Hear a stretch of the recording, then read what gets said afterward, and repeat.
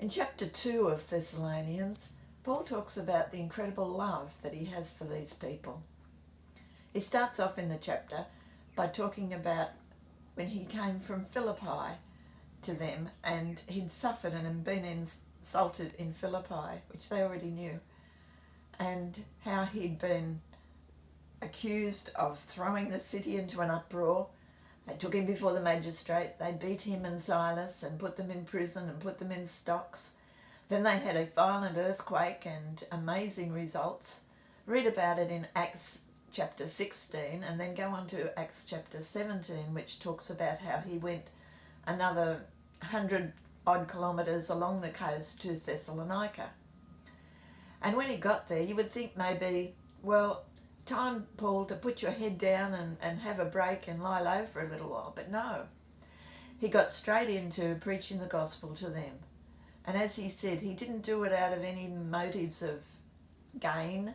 Actually, he worked hard amongst them so that he didn't cost them anything. He didn't do it for power or prestige. He did it because he loved them. And the love he felt for them was like a mother with a small child and wanting to protect them and to nurture them, or like a father wanting to see his children grow strong and steady and upright. And he said, that's how I felt for you.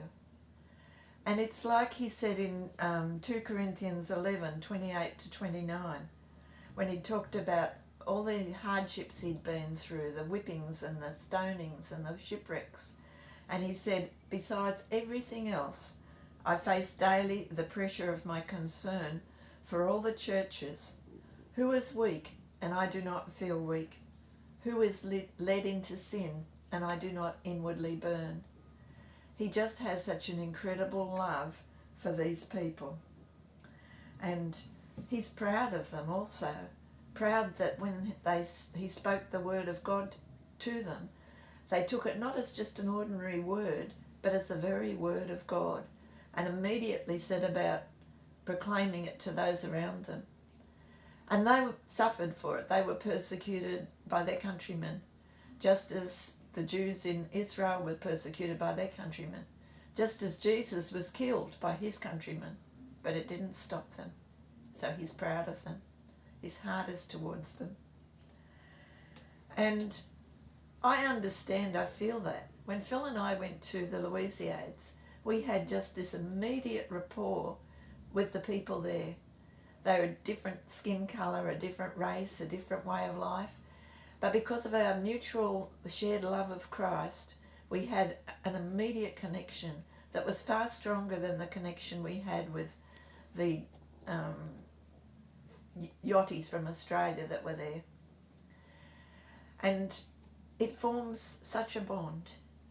Lawrence, who also gets these YouTubes, calls us his spiritual parents.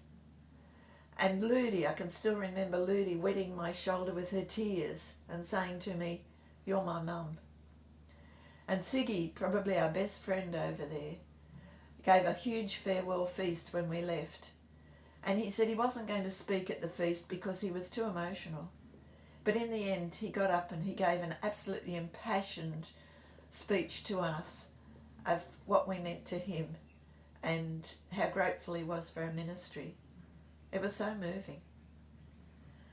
And then the same sort of love our pastors feel for us and for the church. And it's difficult for them at this time to try and wade through all the COVID restrictions and to keep people connected.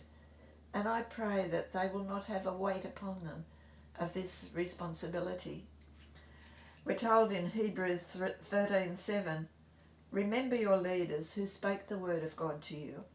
Consider the outcome of their way of life and imitate their faith. We need to remember the gift that we've had from our leaders and pray for them.